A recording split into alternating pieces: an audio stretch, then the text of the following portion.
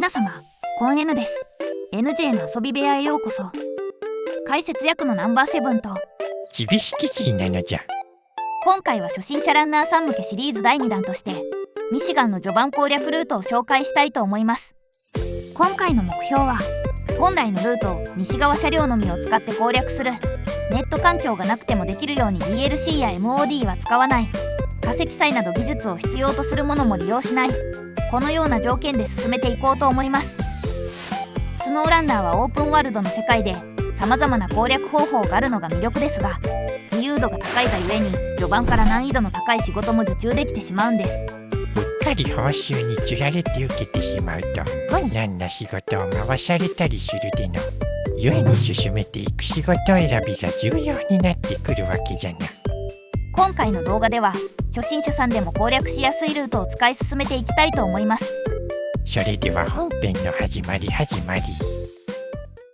と言いたいところですが、先に前回説明しなかった機能について補足です。チュートリアル動画で紹介し忘れてしまったのですが、 L1 をホールドした状態で丸ボタンを押すとライトを使うことができます。夜の時間を走る際にはこちらをご利用ください。時間飛ばしをしておればあまり使う機会はないが、タスクの中では夜限定のものも稀にあるでの。近い方を忘れぬようするんじゃじょ。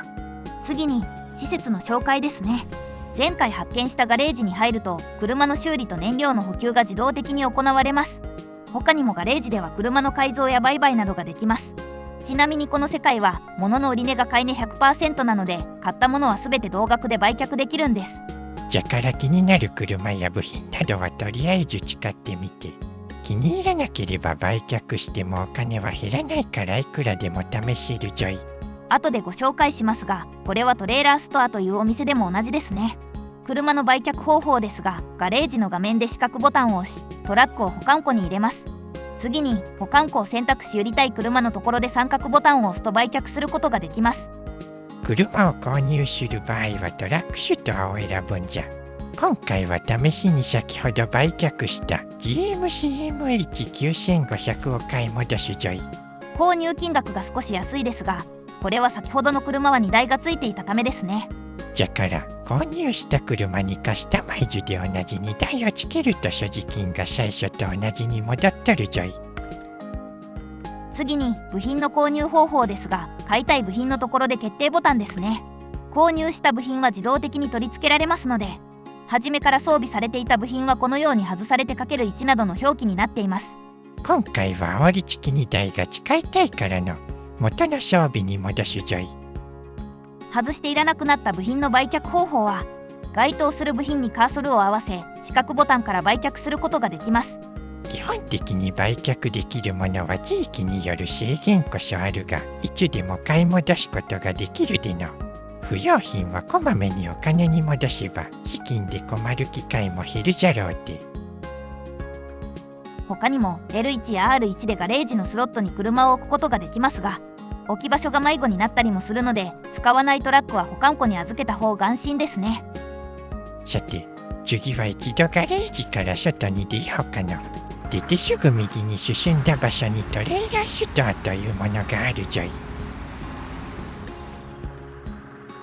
トレーラーストアでは文字通りトレーラーの購入や売却をすることができます。トレーラーは大きく分けて3種類に分かれていて、車の後ろに取り付けるフルトレーラー、サドルテイという部品をつけないと取り付けられないセミトレーラー、サドルコーを取り付けないとつなげられない大型セミトレーラー、この3種類に分けられます。それぞれ利点はあるのじゃが、最初は小型のフルトレーラータイプが使いやすいんじゃなかろうか。もちろん大型のものの方が運べる量は多いですが、その分取り回しなどで苦労するので仕事に合ったトレーラーを選択したいですね。購入方法は対応した車両を用意して決定ボタン。売却方法はトレーラーを接続した状態で決定ボタンで行うことが可能じゃな。つないでいるトレーラーがわからなければ枠の右上の白い三角を目印にすると良いですね。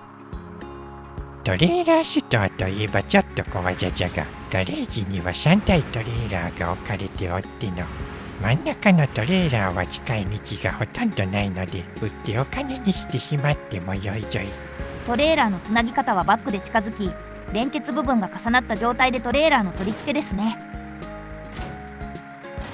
無事取り付けられたらトレーラーシュトアに移動するのじゃ。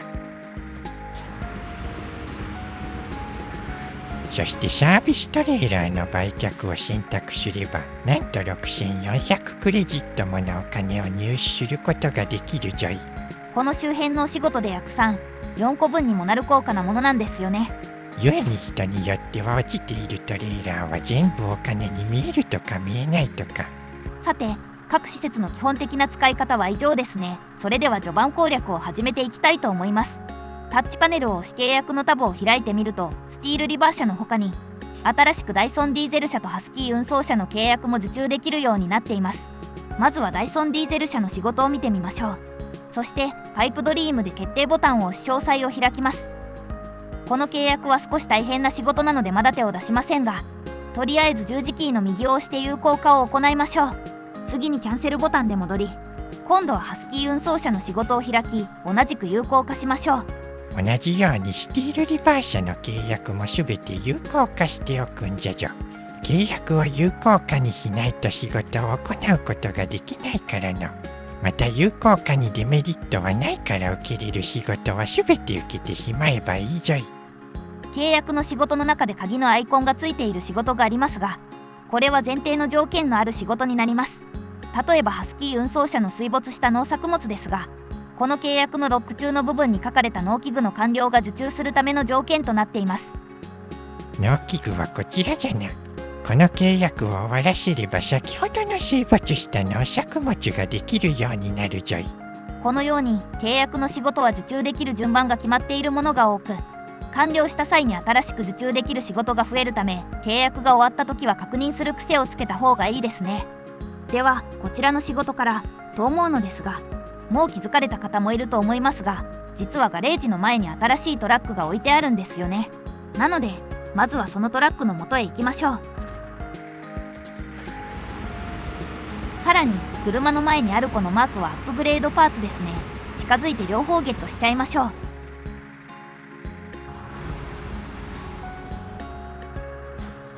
これで新しいトラックフリートスター F2070A が手に入りました。さらに枠の中で四角ボタンを押しアップグレードパーツもゲットですね。ゲットしたのは AWD の部品じゃな。四角ボタンを押せばどの車につく部品かわかるぞい。フリートスター F2070A、 つまり今見つけたトラックにつく部品じゃの。今乗ってる MH9500 は AWD がないですから、より不整地に強いフリートスターに乗り換えた方が安心ですね。とりあえず MH9500 をまずはガレージに移動じゃな。次にカスタマイズを選択してフレーム装備を選択。煽り付きに台にマークがついとるので決定ボタンで取り外すのじゃ。×1の表記に変われば取り外せていますね。次に MH9500 をトラック保管庫に預け、タッチパネルから目標タブを選択。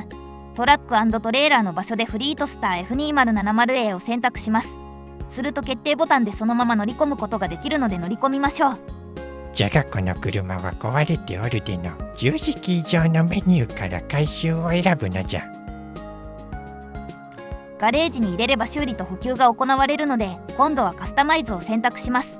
AWD という項目があるのでそこで決定ボタンを押します。すると先ほど見つけた切り替え式 AWD がありますのでそちらを装備します。初めからついているのは MH9500 と同じ後輪しか回らない RWD、 後輪駆動じゃな。外した RWD はお金に戻してしまいましょう。次にフレーム装備を選択して、先ほど MH9500 から外した荷台があるのでそちらを装備しましょう。これで AWD がついたトラックフリートスターで仕事ができるようになりました。この車は切り替え式のデフロックという機能もついとるから MH9500 よりも不整地にはかなり強いぞい。仕事用のトラックを作ったのでここから契約を進めるのももちろん正解ですが、今回は攻略方法の一つとしてスカウト車両を使いタスクと探索を行います。契約の進め方を見たい方は農機具まで飛ばしてもらえば大丈夫じゃぞ。フリートスターをまずは四角ボタンで一度保管庫に戻しておきます。次にタッチパネルを押してフリートスターの時と同じ要領でトラック&トレーラーから CK1500 を選びます。せっかくじゃし横転などで動けなくなるまで自由に走るのもいいかもしれんの。今回はサクッと進めるので回収で戻ってしまいます。回収をしたらカスタマイズを選び、まずはタイヤをオールテレーンの31インチ AS2 に変更、外した部品は売ってしまいます。さらにウィンチを選択して独立電源ウィンチに変更します。こちらも外した部品はお金に戻しておきましょう。この独立電源ウィンチというのは優秀でな、エンジンがかからなくなって持ち帰るウィンチじゃから、うまく利用すれば横転した後から起き上がることもできるスカウトトラックの特権じゃな。カスタマイズが終わりましたら CK1500 でガレージを出ましょう。マップを見てみるとガレージ前の道を越えた先に細い道があるのが分かりますね。今回はこの細い道を走っていこうと思います。少しばかり距離があるでの目的地付近まで早回しで行くぞい。マスターさんはそのまま走ってしまっていますが、暗くなってきたので慣れないうちはマップ画面から時間を飛ばした方が走りやすいですね。特にこのような小道は道を見失ったりもするでの、気をつけて進むのじゃ。道なりに進んでいくと橋の向こうにアップグレードパーツが見えましたね。じゃがちと橋が狭くて通りにくそうじゃな。この辺りは段差や川も浅そうじゃし、それなら横から行ってしまおうかの。スノーランナーあるある、通れる場所は全て道ですね。これでアップグレードパーツ MH9500 の車高増加が手に入りました。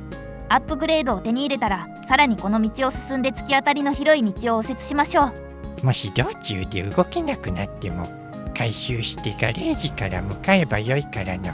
さて次の場所まで早回しで進めるぞい。この突き当たりの T 字路を右折ですね。先ほど拾ったアップグレードもそうじゃが、一回拾えばそれ以降はガレージで購入できるようになるでの。複数台で使いたい場合は新たに購入するのじゃ。左手側に何やら白いプリントの描かれたマークがありますね。これがこちらに向かってきた目的の一つ。契約とは別に存在する小型の仕事であるタスクじゃな。タスクは契約とは違い、現地に行かないと受注することができません。まずは枠の中に入ってみましょうか。プレイスビヨンドザスクルース、そう遠くない山中に絶景スポットがある。時々そこでゆっくりするんだ。君も行ってみたらどうだい？でも途中で全部台無しにならないようにね。タスクを見つけたらまずはやる、やらないに関わらず決定ボタンで確定をしておきましょう。確定をするとマップ画面のタスクタブにあるリストにこの仕事が並び、契約と同じように追跡することができるようになります。言い換えれば現地で確定をしておかないと仕事を受けることができないから注意するんじゃじょ。今回はこちらのタスクを進めたいので十字キーの右を押して追跡開始にします。そのタスクはとあるポイントにたどり着くだけの比較的やりやすいタスクじゃの。詳細から目的地を選べば場所がわかるぞい。見た感じですと山道を進んだ先にあるようですね。道中に監視塔もあるからそちらも一緒に拾ってしまおうかの。とりあえず監視塔までピンを打ってまずはそこまでたどり着くんじゃ。それでは出発しましょう。距離がありますので早送りで進めていきますね。このようにタスクの中には荷物を運ばないものも多くあるでの。はじめは探索も兼ねてスカウトでこなせる仕事を進めるのがおすすめじゃな。ここから先はスカウト向けの山道になります。見ての通り道幅は狭く路面も平坦ではないからより慎重な操作が要求されるぞい。道に転がっている岩や倒木も障害物となりますのでできるだけ避けながら進んでいきたいですね。他にもこのような脱輪の恐れのある場所など危険はたくさんあるのでお気をつけて。監視塔が見えてきたからもう少しじゃの。監視塔にたどり着いたので今回の目的地が見えるようになりましたね。再度ピンを設置してプレイスビヨンドザスプルースに向かってみましょう。ここから先はさらに道が荒れてくるから通れそうな場所を確認しながら進むのじゃ。むき出しの岩も多いのでぶつけて車を壊さないように注意したいですね。とまあこうなるでの。目的地の近くまで来たがここは注意しないとかなり道が傾いてるでの。ゆっくり進まないと転がっていってしまうぞい。うっかり木などを踏んで車を傾けないように進みたいですね。坂もかなり急斜で、こんな時は進みたい方向を向いて三角ボタンでクイックウィンチを利用するのも良いと思うぞい。三角ボタンでウィンチを巻きながら R2 ボタンでアクセルを踏むのも忘れなく。トラックでは簡単に折れるような細い木で持ち帰るのがスカウト車両の良いところじゃな。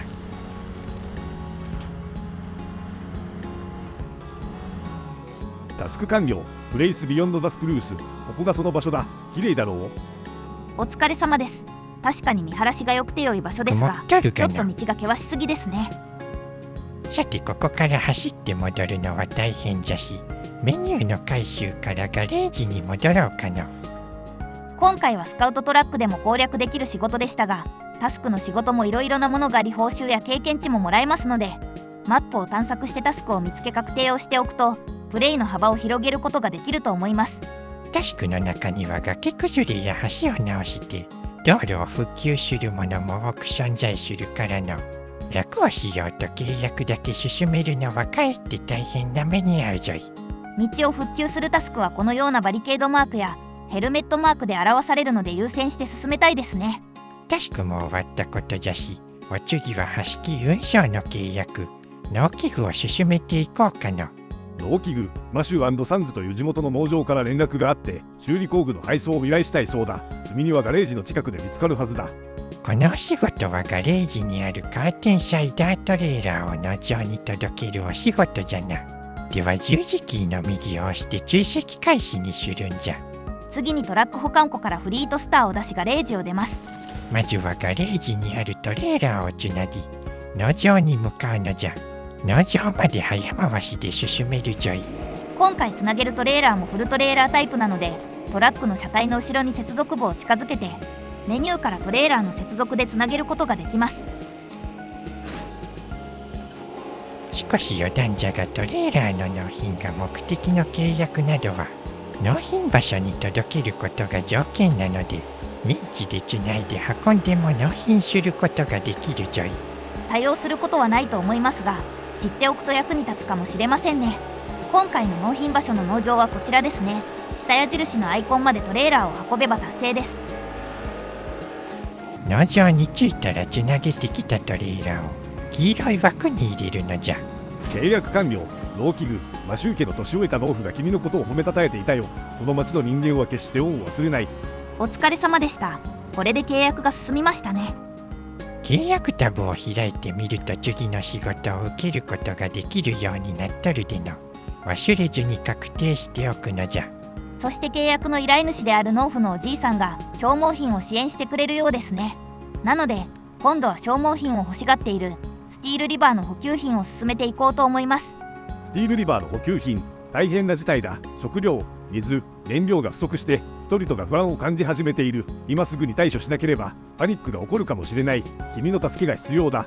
このタスクは燃料キャリアートレーラーを運び、消耗品と板材をそれぞれ2個運ぶお仕事ですね。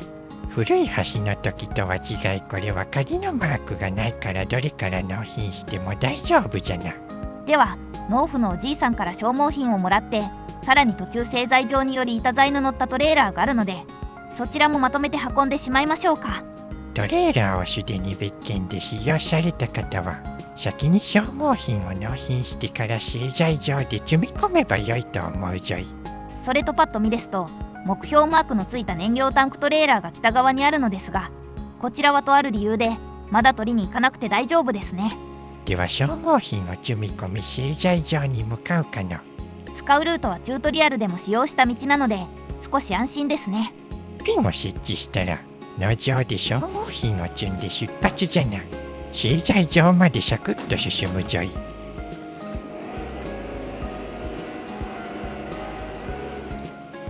実はこのフリートスターは最初に手に入れた GMC MH9500 よりエンジンやタイヤのキーは弱体化しているんじゃ。それでもフリートスターを使う理由は先ほども言っておったが AWD とデフロックがついているからじゃの。どれだけエンジンが強くてもタイヤが空転してしまっては意味がないですからね。アニバーサリー DLC を導入するともらえる2台の車両にも言えることですが、エンジンが強力でも不整地を走るための機能がない状態で使用するのはやめておいた方がいいですね。せめて使うなら AWD かデフロックのどちらか一つは用意してから使いたいところじゃな。その意味でも序盤からこの2つが利用できるフリートスターは頼りになる相棒ですね。汎用性も高いゆえに何かと便利に使えるからの、この車に育てられたランナーも多いんじゃなかろうか。丸っこい可愛い見た目とはラハラにしっかり仕事をこなしてくれる働き者ですね。資材場に到着じゃな。今回はここに置いてあるトレーラーを利用するぞい。トレーラーの場所に着いたのですが、手前側の路面が悪いのでそのまま近づかないように。このように隣の柵を倒すことができるので横から近づいちゃいましょう。怒られそうなもんじゃが、住人さんは温厚な人が多いのか特に問題にならないでの。災害復旧ということでここは一つじゃな。板材も手に入ったので町の貯蔵庫に移動して納品しちゃいましょう。ここから先は坂道になってるでの。荷物を満載してトレーラーまでつないでると AWD を使っていたとしてもタイヤの空転が起きてしまい、思うように進めなくなってしまうのじゃ。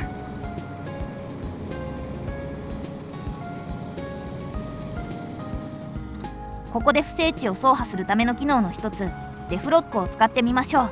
L1 と右スティックでローギアを選択し、さらに L1 を押しながら三角でデフロック機能を使用できます。デフロック機能をざっくり説明すると、一番強い進む力が得られる状態とでも考えればよかろう。タイヤが空転するようなシーンでは強力な機能じゃが、ローギアに入れないと使えなかったり、舗装路などの硬い路面ではダメージが入ったりするでの。必要な時のみ利用するようにするんじゃぞ。AWD を使っても思うように進めない時に初めて利用するくらいの感覚で大丈夫だと思います。デフロック中は速度が出せないからの。道が優しくなったら解除してオートギアで進むのじゃ。この機能も AWD と同じく、利用中は燃料消費も少し重くなる点も忘れなく。車の中にはデフロック機能が常時のものもあっての。そちらなら切り替える必要がないから操作は簡単じゃが、燃料消費量を任意で軽くできないゆえ、どちらにも長所と短所がある感じじゃな。町の貯蔵庫が見えてきましたね。ここで消耗品と板材を納品します。今回も枠の中に入るのですが、前回と違い納品となるので、貨物管理のメニューを開いたら L に R2 を押してマークをした矢印の積み下ろしに変更します。変更したら決定ボタンで消耗品と板材を納品じゃな。マルタ中の表記がありますが、これは別の契約なので気にしなくて大丈夫ですね。右上の追跡画面があとは燃料キャリアトレーラーのみになっとるでの。そちらの方に向かって移動するぞい。燃料キャリアトレーラーを拾いに行く際に板材が必要になるので、まずは製材場に向かいましょう。使う道は今来た道を戻って製材場に向かうだけで大丈夫じゃの。先ほど納品で使ったトレーラーは必要ないので、とりあえず貯蔵庫の横の道に置いていきます。不要なトレーラーを引っ張り回しても燃料の消費が重くなるだけだでの。基本的には必要な荷物がある時だけトレーラーをつなげて向かうのじゃ。 GMC より跳ねやすいので、ここの坂道を下るときはブレーキを踏んで安全に進んでくださいね。さて、製材場に着いたら板材を2個積み込むのじゃ。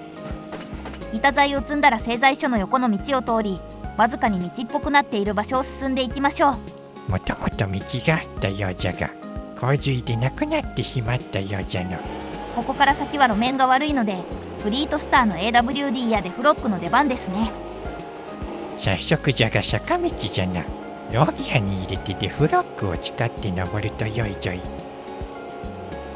このくらいの坂道ならデフロックを使えばハイウェイタイヤでもぐいぐい登りますね。アップグレードパーツがあるの。フリートスター用の車高増加キットが手に入りました。交換すれば走破性がさらに上がりますね。ここを右折すると右手側にタスクがあるでの。こちらを進めるぞい。木製の橋、川が増水して車両が向こう岸の掘削現場にたどり着くのが大変だ。トラックがこれ以上損傷しないように簡素かつ頑丈な橋が必要だ。頼んだよ。今回は必要な板材をあらかじめ用意してあるので、そのまま納品して突破しちゃいましょう。よくやった。これでトラックは向こう岸まで渡れるぞ。改めて礼を言うよ。これでここの橋も開通じゃな。お次は補給品のトレーラーを拾いに行くぞい。橋の先は特に進みにくいので超早回しで進みますね。嘘かと思うかもしれんが、これでも5倍速で進めとるからの。地面がすごく悪いのでローギアとでフロックを使わないとほとんど進めないですからね。トレーラーが見えてきたの。ですがここのトレーラーは逆を向いてしまっているので、つなげる前にトレーラーをウィンチで引っ張って向きを変えちゃいましょう。進みたい方向に向けたらトラックを U ターンさせて連結させます。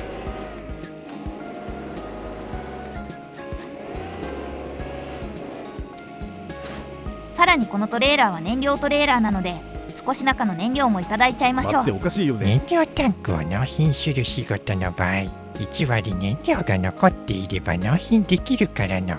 使えるものは全て使うのがスノーランナーじゃて。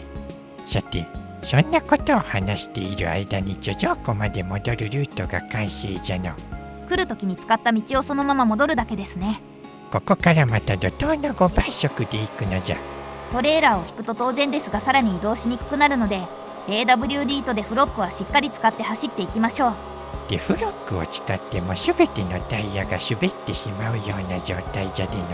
じれったいがここは我慢の時じゃな。言い換えれば一番初めの GMC MH9500 やアニバーサリーの2台ではとてもじゃないけど突破は厳しいですね。実中ハック泥に足を取られて動けなくなる未来が待っとるじゃろうな。ウィンチがほとんどない場所もあるので、回収以外何もできなくなってしまいそうですね。同じ場所を何度も走るとだんだんと地面も悪くなっていくでの。故に苦戦してもかくほどさらにドツボにはまってしまう恐ろしい世界じゃよ。そんな場所が一番初めのエリアの最初に訪れるマップに存在しているとか、改めて考えてみるととんでもない世界なんですね。じゃが言い換えればしっかり機能と車の限界を考えて仕事を選べば進める方法もたくさん用意されているでの。自身の戦力をしっかり見極めることが攻略する上で最も大事なことじゃと思うぞい。いよいよ納品場所の貯蔵庫のある町に戻ってきましたね。ここまで来ればスティールリバーの補給品もあと少しです。せっかくじゃ最後に燃料をもらっておこうかの。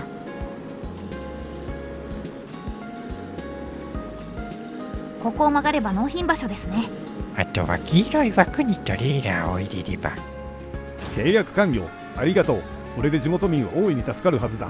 腕まくりをして町の復興に取り掛かるとしようか。おめでとうございます。これでスティールリバーの補給品も達成ですね。契約を見ると新しい契約が受注可能になっとるの。忘れる前に確定しておくのじゃぞ。して霧も良いところじゃし、今回はここまでとしておこうかの。皆様お疲れ様でした。次回はミシガンの2つ目のマップに入って新たな拠点を手に入れたいと思います。よければ次の動画も見ていってくださいね。ちと後半は早足になってしまったが大丈夫じゃったかの。このチャンネルでは主にスノーランナーの動画を投稿していくでの。役に立ったと思った方はチャンネル登録、高評価で応援していただけると嬉しいぞい。最後までご視聴ありがとうございました。またよければ遊びに来てくれると嬉しいです。それでは皆様、良きヌタライフを。結